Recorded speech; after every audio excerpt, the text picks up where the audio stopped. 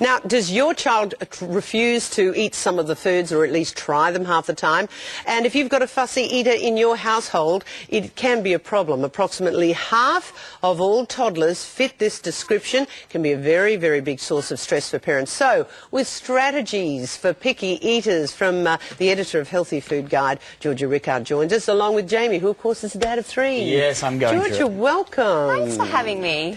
Now, the 5 foods, I understand, you know, from your research, 5 foods kids hate and why. Yes, that's right. So the top 5 foods that we found kids hate are avocado, leeks, zucchini, melon and cottage cheese. Ooh. Yes, so they're all quite different. But what they've actually got in common is that they're all very distinct in a certain way. So whether it's texture or taste. And they all, you know, kids tend to like foods that are very bland, quite familiar. They don't like anything too exotic. So that's why they don't like those ones. So, so yeah, much. I'm trying to get, you know, we've got our toddlers here, the props.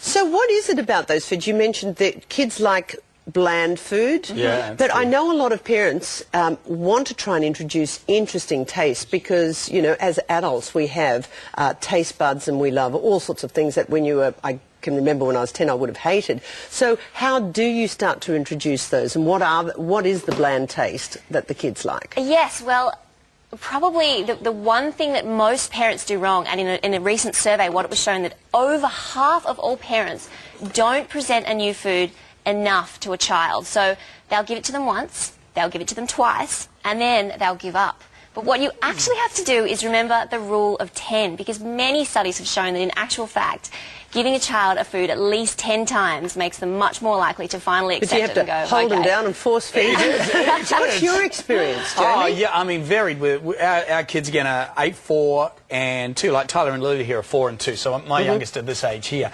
The two things we come up with, there are the cool dudes there. They either hate it just by looking at it. They get up to the table, see it and go, I hate it, or I'm not hungry at all. Those are the two major problems. And, yeah, and we have figured ways around there. The not hungry at all thing, that really comes from giving them too many snacks in the afternoon. And it's hard, because when they come home from school, they are starving. So am I. Yeah, I mean, and it's true. So what do? You've got to feed them then. But the important thing is not to feed them too much rubbishy food at that particular time. Okay. So, Georgia, we've got some examples down here because we want these strategies really well and truly pointed out. Okay, let's look at strategy number 1 for the fussy eaters and help for mums. Pairing new foods with old favourites. So you're working on the rule of thumb, you've got to try it 10 times, but introducing the good old favourite? Yeah, so the idea here is that if you can get them to try something new and, you know, a bit different in a familiar context, it's kind of a gentle way of introducing them to something that they might not otherwise like. And plenty of research has shown that this works. So, say, what for is it example, that kids love? Okay, give me an example. Like mashed potato. Kids love that. So if you can get a bit of mashed pumpkin or a bit of mashed sweet potato, mix that in. Similar texture, similar taste, slightly different colour, but they're already sort of be quite used to that idea. Again, with veggie lasagna, if you can just sneak in an extra layer of veggies in there. Or the other thing that a lot of mums have told us is great are veggie skewers. So if you've got lots of veggies that kids already know, and then maybe you sneak in something new. Because it's all on the skewer. That's right, yeah. And they pick the one they like.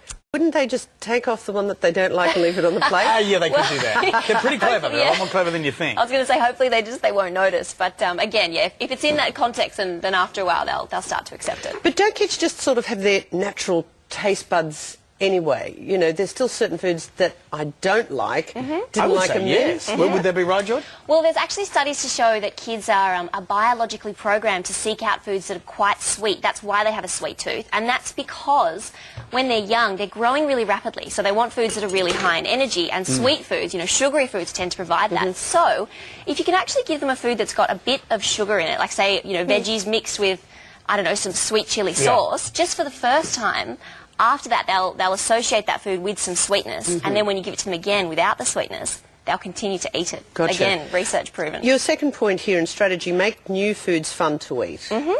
Yeah, right. So really, I mean, there's been quite a bit of debate about this because some people have been saying, you know, really, shouldn't we just be giving kids foods and just saying, here you go, accept what's on your plate and eat it?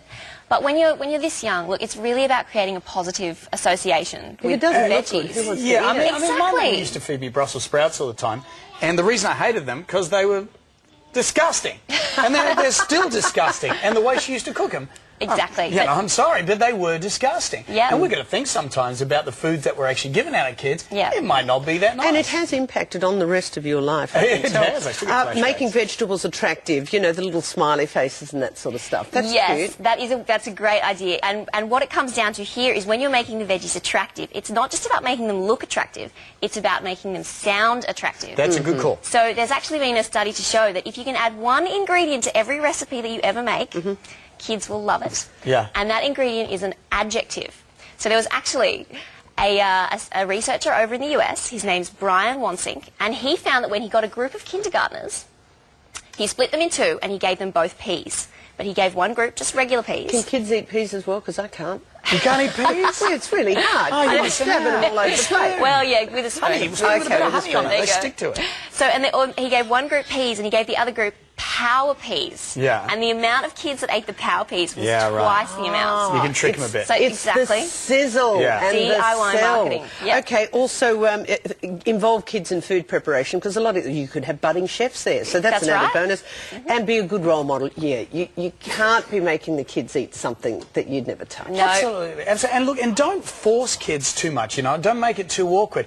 We tend to find, we look at their diet in a week rather than a day. And if they have a day and they don't get all the vitamins and minerals out of that food in a day, it's no drama. Look at it in the space of a whole week. They might miss a day here or there. They have more fruit the next day, or they might have more veggies the day after that. They might have more protein the day after that. So don't freak out if they miss it just in a day. And if they don't eat their veggies at all, I mean, I'm not the expert, but we find if they will not eat their veggies, then we give them more fruit the next day, and we, you know, get their vitamins and minerals out of that sort of stuff. So find the food they do like, which is healthy, and give them more of that. So at least they're still getting the good stuff in there. Excellent. I do love the power peas as opposed to normal peas. I'm never eating normal peas again. Georgia, thank you very much. And girls and boys, thank you very much. Good morning. Aren't they well behaved? You're very good this morning. Look at that. Yes, you are. Who's that lady? She's strange, isn't she?